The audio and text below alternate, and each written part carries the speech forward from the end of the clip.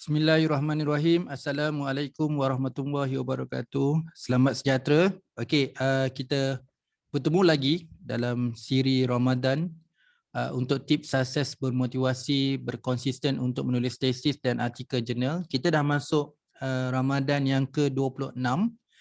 Untuk siri 26 ni pendek saja kerana kita nak membincangkan outline seperti mana dalam bab-bab sebelum ni.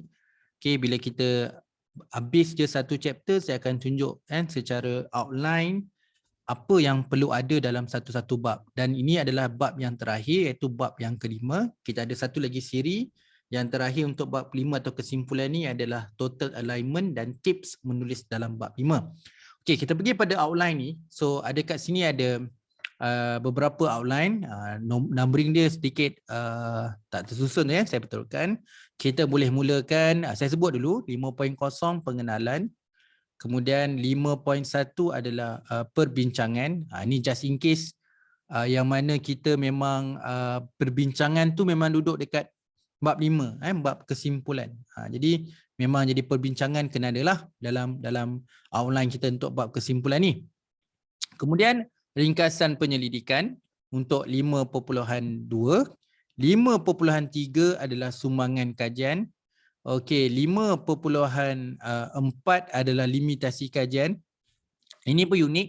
Kadang-kadang limitasi kajian tak ada, dia terus 5.4 jadi cadangan kajian. Kerana kadang-kadang limitasi dan cadangan tu memang banyak persamaan dia. Jadi disebabkan limitasi tersebutlah yang kita buat cadangan. Namun begitu, boleh juga kita asingkan 5.4 limitasi dan 5.5 adalah cadangan. Dan juga 5 yang terakhir 5.6 adalah kita punya kesimpulan. Jadi kita ada 6 item. Okey, saya baca balik semula. Kita ada pengenalan, kita ada perbincangan, kajian dan kita ada ringkasan penyelidikan, kita ada sumbangan kajian 5.3, 5.4 limitasi kajian, 5.5 cadangan penyelidikan, 5.6 kesimpulan. Okey, saya cerita sikitlah, interpretasi sikitlah untuk setiap outline ni.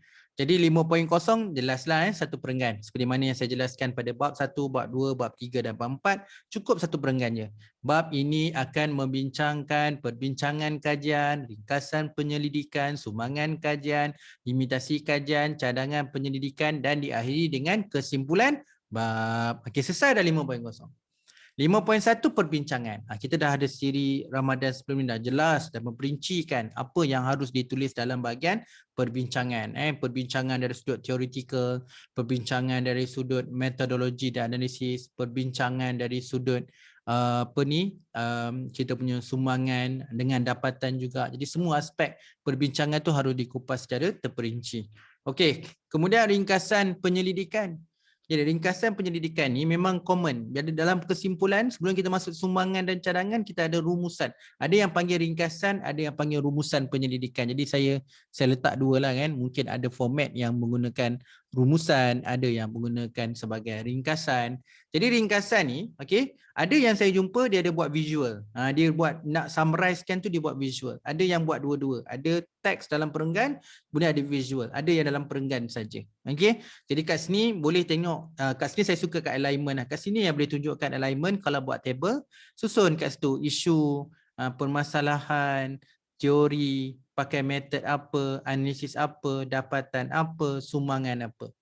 Kan kalau nak tulis macam tu lagi baiklah. Walaupun sumbangan dan cadangan tu akan diceritakan selepas ini. Kalau tak nak cerita bahagian sumbangan cadangan dulu pun tak apa, sampai dapatan je. Jadi kita buat ringkasan kajian daripada bab 1, bab 2, bab 3 dan bab 4. Jadi bab 5 sumbangan tu tak apalah, nanti dekat 5.3 kita akan cerita sumbangan. Jadi ceritalah dalam perenggan. Secara ringkas kita buat pun ringkasan atau rumusan penyelidikan. Jadi kita nak tunjukkan, okay, research dah siap. Okey, bab 5 tu nak tunjukkan keterkaitan dengan bab-bab sebelum ni, kaitan antara subsection, section dengan subsection, bahawa sentiasa berlaku keseimbangan and balancing dan juga alignment. Okey, boleh juga keluarkan visual, infografik, jadual ataupun rajah untuk menggambarkan keterkaitan perkara-perkara penting dalam sebuah tesis. Okey, sumbangan kajian kita dah jelas sekali. Kita ada theoretical, methodological, empirical, practical dengan persekitaran. Make sure cerita sumbangan kajian tu, limitasi kajian dari sudut dua basic dia, theoretical, methodological, analysis. Jadi kita ceritalah ada dekat sini walaupun saya letak 5.3 boleh letak 5.31 theoretical, 5.32 dari sudut methodological, 5.33 dari segi empirical, 5.34 dari segi practical, 5.35 dari segi persekitaran. Boleh buat. Limitasi pun boleh buat 5.41 dari sudut theoretical, 5.42 dari segi research design, 5.43 dari sudut apa tadi? Populasi dan persampalan dan seterusnya.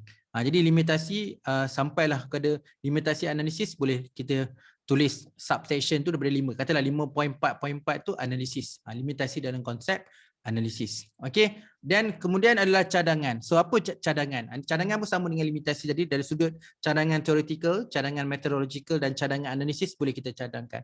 Cadanglah sebanyak mungkin, bagilah cadangan yang jelas dan dia ada sokongan supaya cadangan kita betul-betul membantu dan jelas. Supaya orang net researcher untuk continue, dia tahu apa dia nak kena buat. Okey, yang last sekali kesimpulan lah.